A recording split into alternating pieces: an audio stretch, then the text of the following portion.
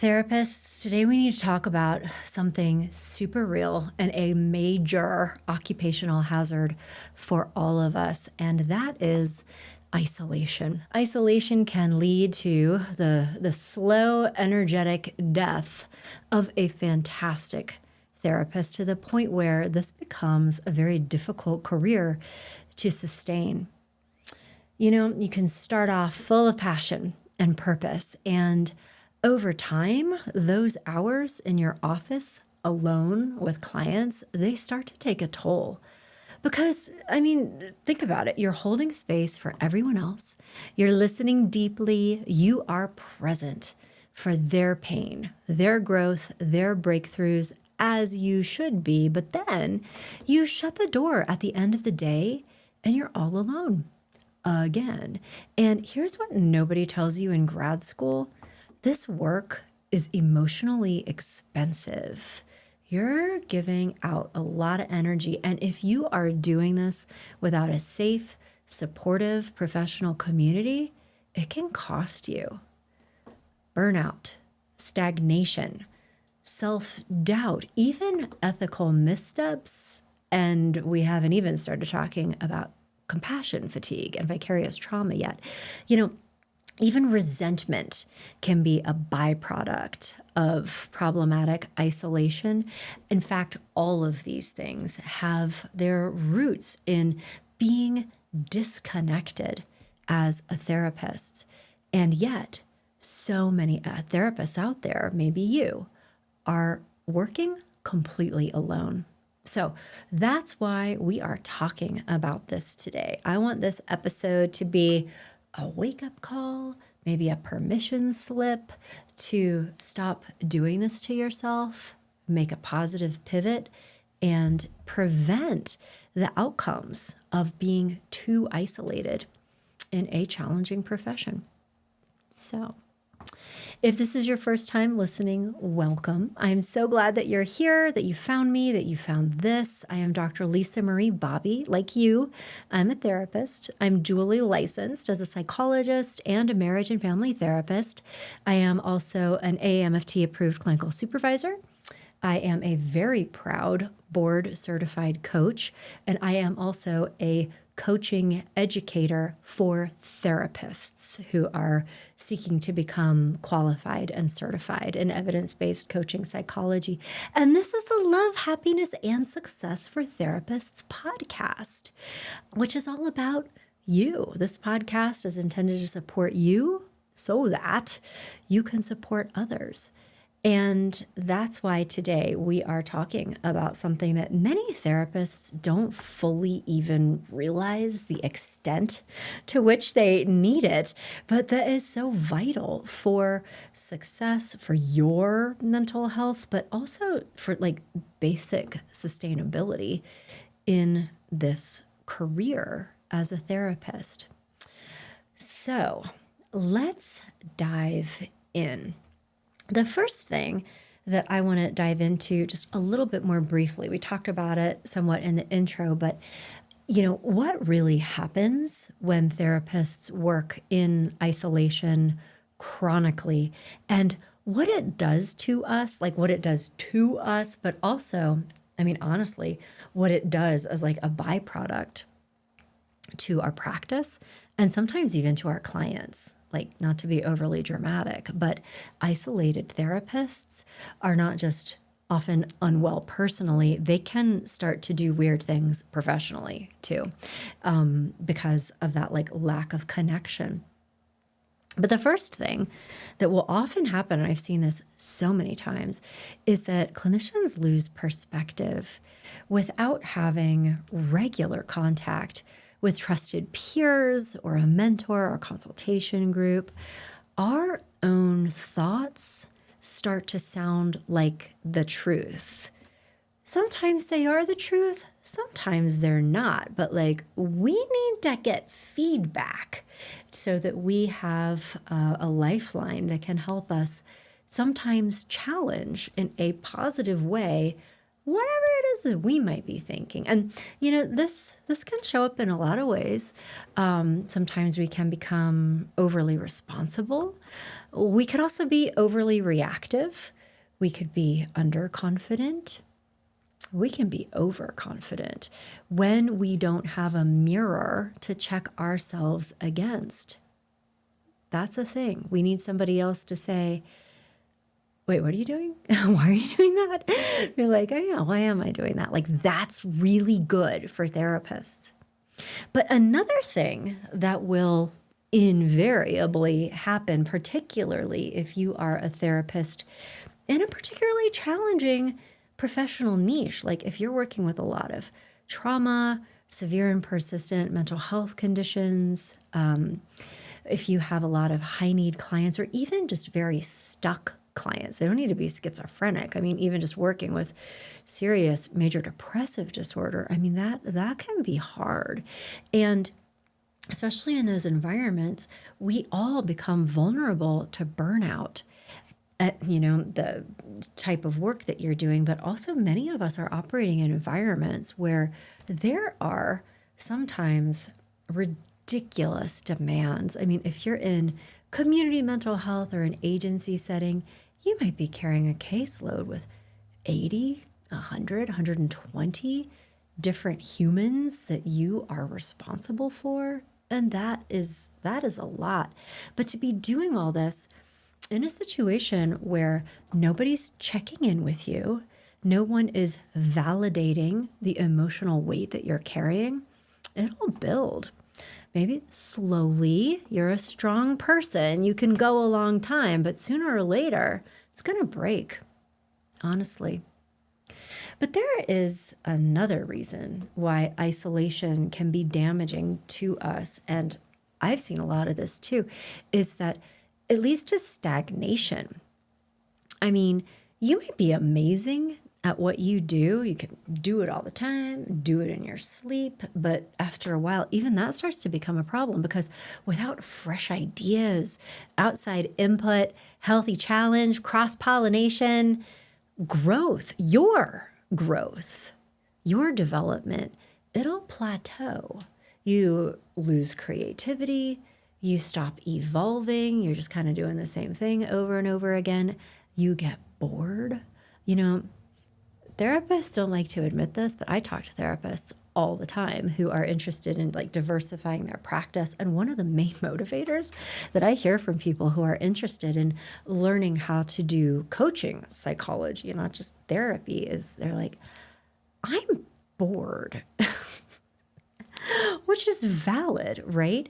But I think that being in a community that challenges you and engages you and invigorates you, and like that you can learn from them, that is exciting. That is energizing. And you need that. And if you're all by yourself all the time, not talking to anybody, you don't get that. And that's a problem.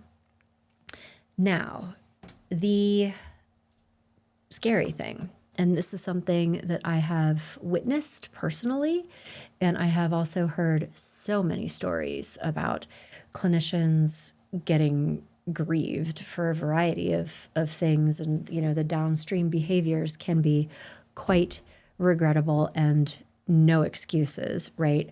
But I do think that many times the on-ramp to unethical missteps or ethical missteps that therapists a lot of times don't even know that they are like heading in that direction, it comes from working in isolation.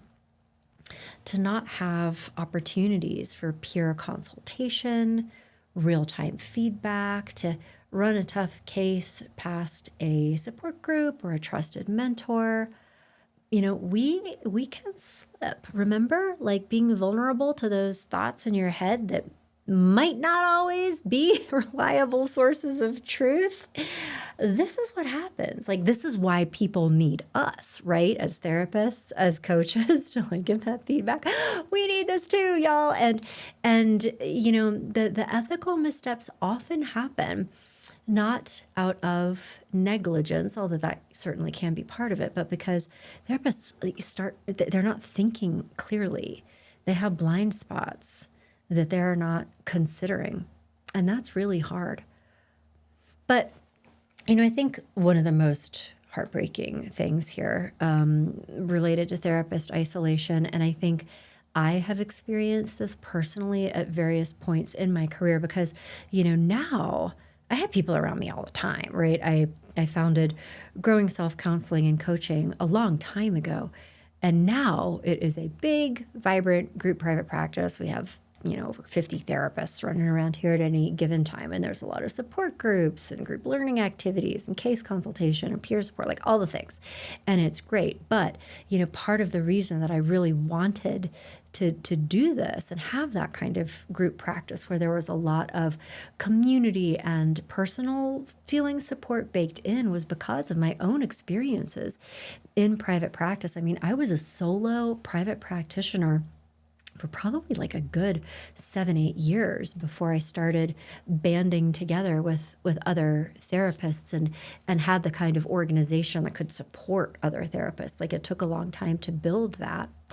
And, I know what that disconnection feels like, because who can we talk to about some of the stuff that we experience? I mean, yeah, you could talk to your partner, you could talk to your friend in a appropriate, de-identified way, of course, but like, other people don't really understand what we go through. And also, I mean, I think that without our education, training perspective, like, if we tell civilians some of the stuff that we hear about or encounter, like, they're overwhelmed. Like, they don't know what to do to help us. They don't have that perspective. They don't know about the self of therapist realities that we have to grapple with. They don't know how to advise or assist us in thinking through options. I mean, that is an unrealistic expectation of a friend, a partner, a family member. They could say, I'm so sorry, this sounds really challenging, but like, as terms of like, now what? They don't have that. So that's why as therapists, I mean, I remember so many times coming home from, working all day, seeing 6, 7, 8 clients in a row, or certainly when I was doing my clinical internship in community mental health, and just like absolutely shell shocked, like, and my husband would be like, "Hi, how are you?" I'd be like, "It was a rough day." Like, he's like, "Oh yeah, what happened?" I was like, "Just, a lot of trauma." Like, I didn't want to say out loud, because he would have probably started crying like right then and there, And so we need our people. We need our people to stay connected, to stay okay, to not just also receive support and guidance and help in those moments, but also to have the opportunity to give it, to be a supporter and a mentor and a guide in a reciprocal way to other people. Like, we do this because we are helpers at the core. We find meaning and value and purpose in helping other people, and also to be in these professional relationships, to be that person for a colleague who is going through something really hard. And, they're also there for us. It's not a one-way relationship like therapy is, but it can be incredibly meaningful. And I think that is also an important part of a holistic, well-developed professional experience that's really good for us to have. I mean, a lot of therapists enjoy supervision and consultation, and there's a reason for that. So, lots of reasons to pay attention to this. And I also just do want to share that when a clinician becomes very isolated, it doesn't always look like a crisis. It's not like breakdowns. It's not like failure to function. But I think what it can look like over time is that people are starting to go through the motions, feeling alone, wondering, like, is this it? Sort of feeling checked out, feeling empty. And my friends, my people, I just want you to know that this is not how it needs to be. There's more here.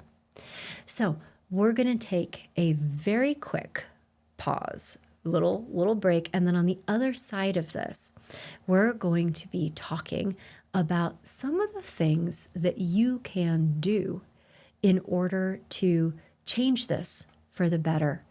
The strategies, the systems, the structures that will help you build a community of support around yourself that will be all kinds of lifelines protecting you against this very real occupational hazard of clinician isolation.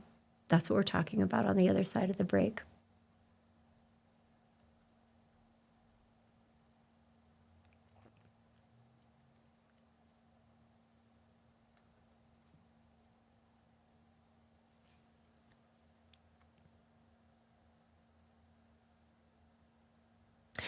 So, pausing to tell you that if you've been listening to this episode and feeling this pull, right, this ache for deeper connection, more clarity, a sense of support for you as you grow, wanting to be part of a team, I want to invite you personally to explore something that can not just revolutionize your counseling practice, but also really be an answer to this isolation that you may be experiencing.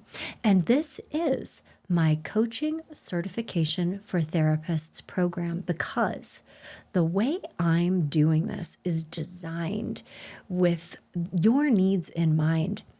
This program is available in an academy format that people can do on their own, and this will certainly help you meet the educational criteria to achieve the BCC Board Certified Coaching Credential through the National Board for Certified Counselors, and that will award you with 30 continuing education hours.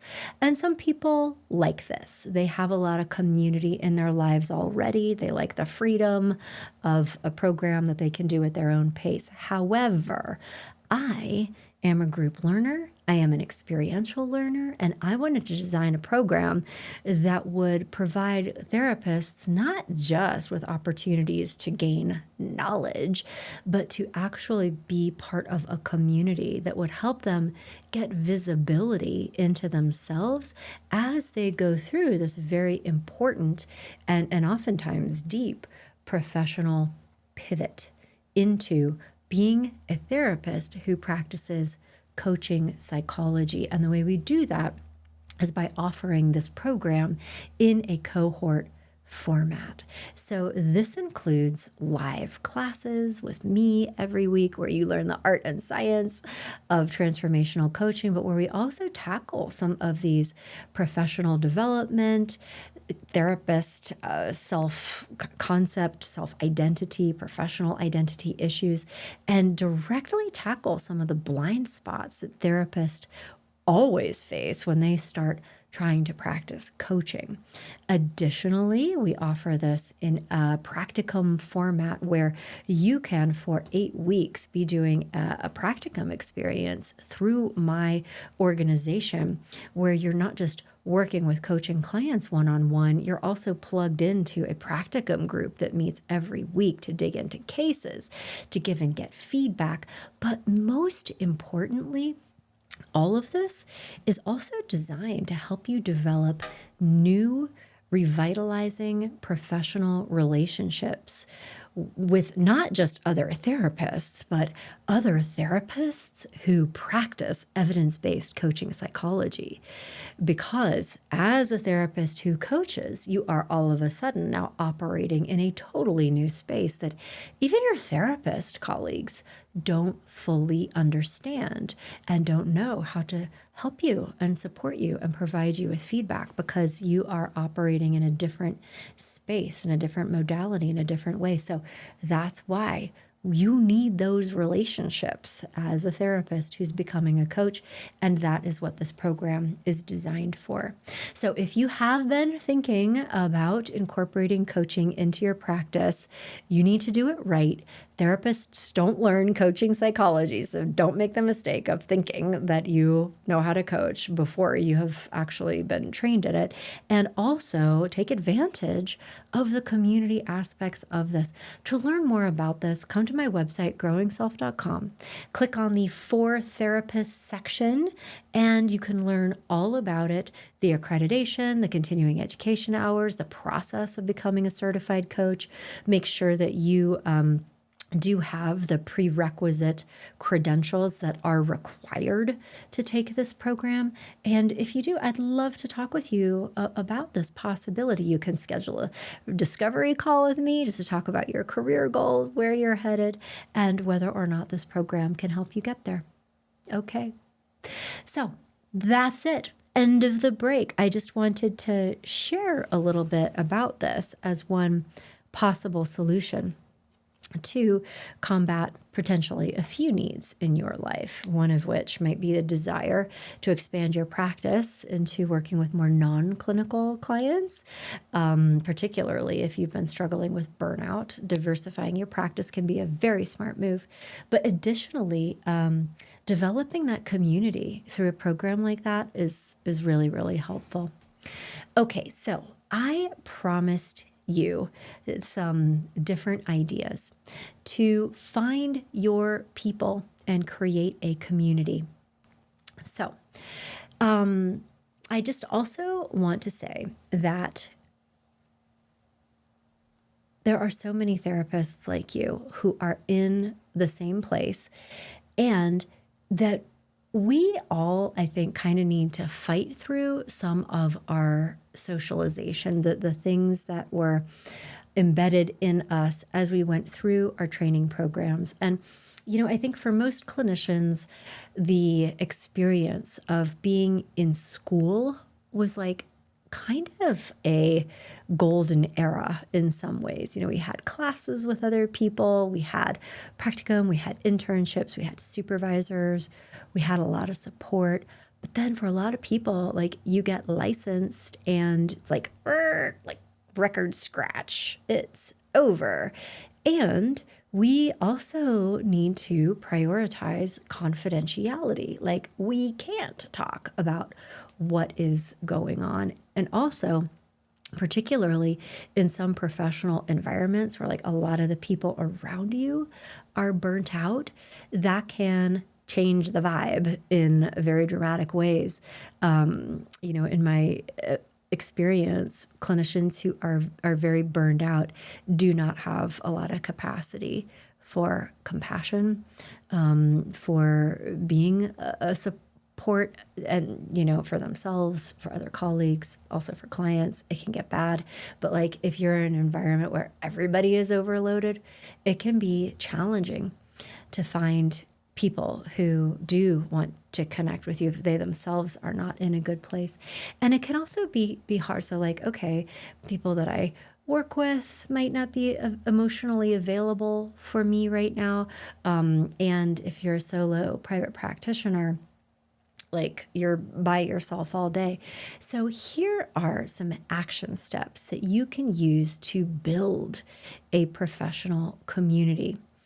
And one of them is to first get clear about your professional niche. This is important. And I have done podcasts on this topic in the past. And actually, I should mention, I have launched a new initiative to host continuing education awarding training sessions on a monthly basis, totally for free, just on a variety of topics that I know you therapists, we all need to be hearing about. And so this past month, I did a training to help clinicians get clarity about the differences between coaching and therapy. And it was entitled, Think You're Coaching? 8 Red Flags You're Actually Doing Therapy, because that can be a misstep for a lot of clinicians. But this next one that I'll be doing at the time of this recording is on the topic of how to identify a professional, sustainable niche as a therapist, meaning what kind of therapist do you want to be? Because there's so many different applications. There are different environments that we can work in, different client populations, different presenting issues. And so to get real clear around what is it that I want to do? Because we all hatch from counseling school pretty much as a general practitioner therapist, maybe with some area of specialization like myself. It was, okay, general practitioner therapist who specializes in marriage and family therapy, but it evolves from there, right? And I bring this up because that kind of thinking and professional growth work that you do can help you identify the type of group that you should be in. Because if you are doing a very different type of work than other clinicians in your group, it's not always going to translate. They're going to be dealing with different things that you're dealing with. And certainly, while we all value diversity of thought and fresh perspectives and different opinions, there is value in that.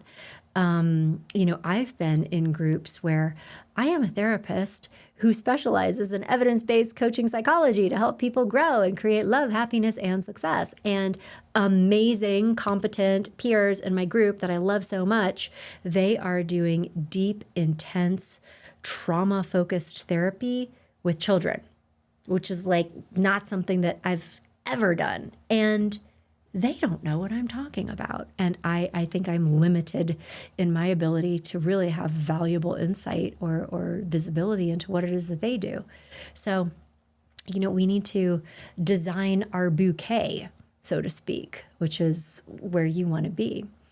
And so one of the ways, once you have this visibility, is to then get yourself into situations where other people are that are also interested in that niche. And one fantastic way to do this is by going into training opportunities. Does not have to be a whole program, does not have to be my coaching program, but I've gone to seminars that will last a full day on different topics, or sometimes they're multi-day events. There can be growth opportunities, really anything that puts you into contact with other professionals who are interested in the same things that you are. It could potentially be a podcast, or not a podcast, I'm so sorry, I just misspoke, a professional conference. And sometimes there are different panels, people talking about different things, who is sitting next to me and how can I strike up a conversation with these people? That can be phenomenal. But also certainly any type of training program, an IFS training program where there's a live interactive component that allows you the opportunity to develop real relationships with people and then be able to keep in touch with them, that is golden. That is so good because you have your people, but you also have a common interest, and that's awesome. Now, but wait, there is more. Another really effective way to do this is to just put yourself out there and start a peer consultation circle. Make it small, make it intentional. It could be monthly. Sometimes people do it every other week. But the goal here is to keep it consistent. And also, do you have a pool of people to invite to this? So you might consider getting in touch with people that you went to grad school with, that you are compatible with, who have similar interests. Sometimes we can find those people through an online community, but the key here is to be specific in the scope of the group. So this is a group of therapists who specialize in professional development coaching. Believe it or not, that is a thing. Or this is a group of therapists that specialize in trauma-focused treatment for children. Great. So this will help you kind of define what this is. And, if you don't know a bunch of people who might be interested, get your friends to pass it on to their friends. I mean, LinkedIn even can be a fantastic way of okay, therapists in Cleveland, Ohio, who practice XYZ, they're there, right? And say, hi, I'm thinking of developing a professional consultation group, totally free, just like, mastermind style. But I'm just thinking like I could use a consultation group. Is this something that you've ever considered? If so, like maybe we should get together just to talk about the idea. Things like that can really go a long way. So then with this peer consultation circle, the trick is to keep it consistent. We meet every other week. We meet every fourth Thursday at this time, because if you don't schedule it, you won't schedule it. So it needs to be the same time. Just put it in your calendar, like for the year right now. That's how you'll get people to show up. And then just have it be, all about what the group needs. You can discuss cases, ethics, personal processes. I mean, just having this alone can change everything for a therapist. Now, I will also say that you can, and I think that there is value in this, be part of more than one professional development or consultation group. I know people who are in a few of them. I have been in the past. And I think that this is also a great way to expand those horizons. So maybe you have one core group, and we are gathered here today to talk about the practice of emotionally focused couples therapy for former ballerinas named Barbara. Like, we can get real specific with one of the consultation groups, but maybe be part of another one where there is more cross-pollination with people who are outside of your niche. So this might be seeking out collaboration with clinicians, that coach, all kinds of different approaches, because that way you will get different perspective. But also, side note, this can be a really helpful strategy in practice building, but when you're setting up referral partners. You are in a consultation group with a therapist who specializes in career counseling and coaching, who is not going to touch emotionally focused couples therapy with former ballerinas named Barbara, or anybody else for that matter, but you do. And so the career coach would very much like to refer clients to you. How amazing. That's fantastic. Everybody wins in this situation, and reciprocal. Barbara might be ambivalent about whether or not to return to ballet and might use a few career coaching sessions with your colleagues. So it's fantastic.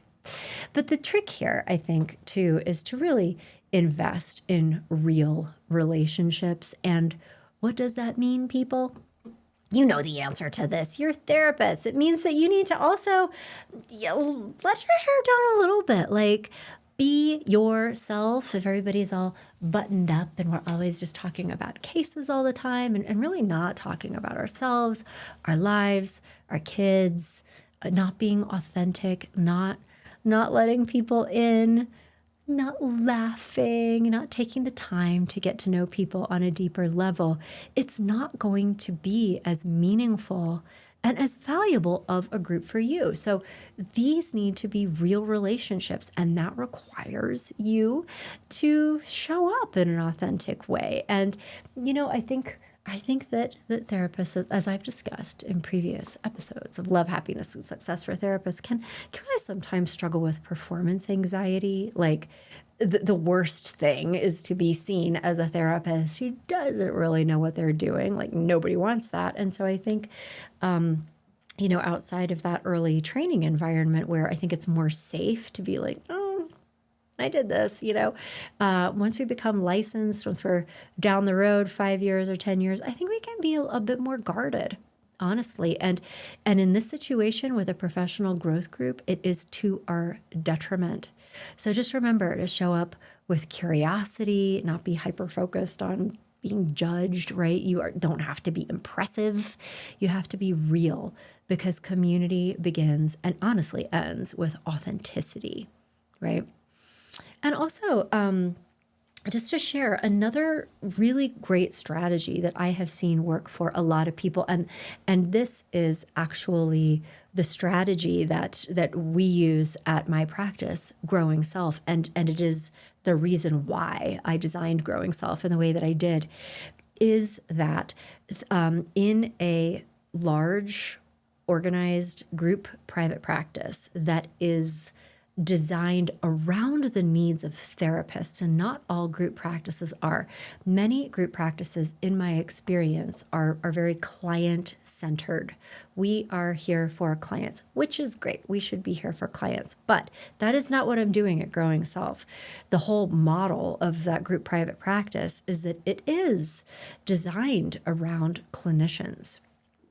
Are you okay? Are you getting what you need in terms of support, resources, guidance to do the work that you want to do, and to be able to do that well and with excellence? And so Growing Self is all about helping clinicians have balance, be well emotionally, relationally, financially is part of it, but a big piece of that is the community. So in my group private practice, we have weekly group training events. We have home-based groups, so a monthly consultation group that everybody is plugged into, and also real relationships, and with people that you've now worked with for years, right, who can be on demand because of all of that interaction, to be like, this thing just happened, what would you do? And like that's always available.